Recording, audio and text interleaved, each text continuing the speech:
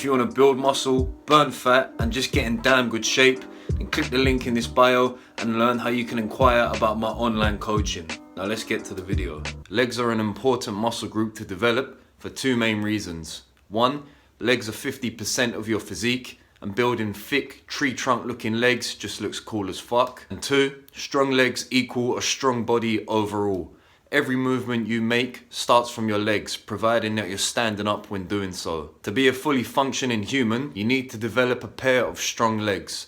Nothing crazy like squatting 300 kilos, but building up a solid base of strength in your legs will make the vast majority of the activities in your life a lot easier. And also, training legs with a full range of motion will increase your lower body mobility over time. This is especially true if you play sports.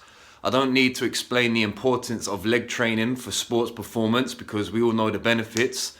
But in a nutshell, the stronger the legs, the stronger the human is overall, point blank. I was an avid leg day skipper for many years, and I'm sure most of you can relate to that as well.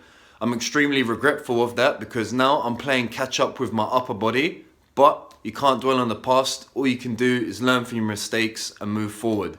So in this video, I'm going to show you how to effectively train your legs to get them big and to get them strong.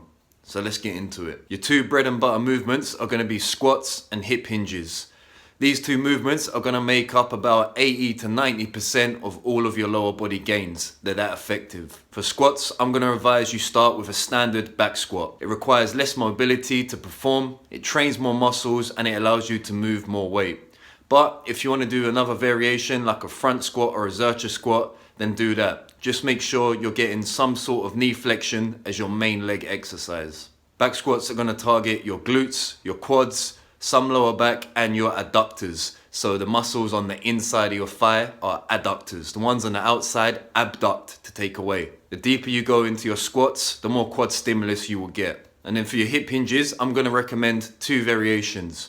One pull from the floor with a dead stop and one stretch-based exercise. The pull from the floor is going to be a standard deadlift.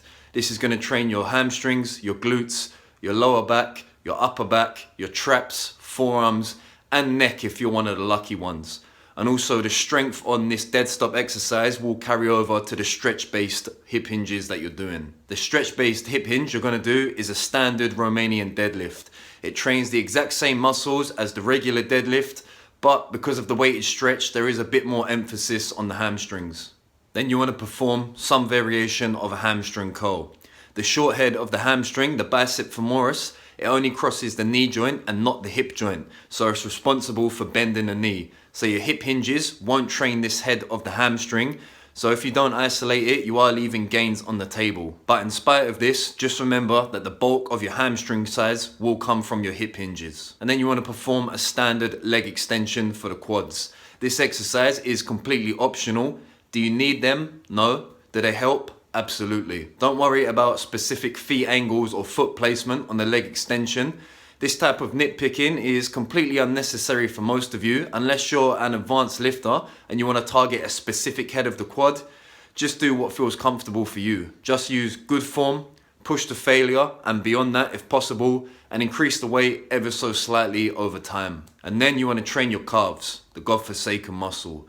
Personally, I don't train my calves because I'm genetically gifted in that area, but if you want to target them, do the standing calf variation. This is going to target your gastrocnemius. I think I'm saying that correctly, forgive me if I don't, which is the largest muscle on the calf and it makes up for most of the mass on your lower leg. The seated calf raise trains mainly the soleus muscle, which is a lot smaller and it has less impact on the overall look of your calves. So if you hate training calves like most people do, but you still want to hit them, then just do the standing variation and you'll be good to go. And that's your full lower body session there. So in practicality, your leg days will look something like this. 3 sets of back squats, 1 to 3 sets of hip hinges, depending on what variation you do. If you do a traditional deadlift, do 1 or 2 sets. If you're doing a stretch based, go for 3 sets. Then 1 to 2 sets of a leg extension. Remember again, this exercise is completely optional.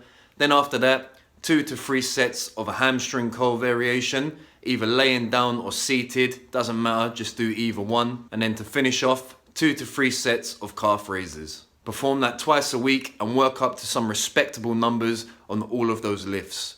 With leg training, there's no real need to overcomplicate it. You can get away with minimalist style training with your legs just because they're quite a simple muscle to grow. So with all that being said, try it out for yourself and see how you go from there. Until next time, peace.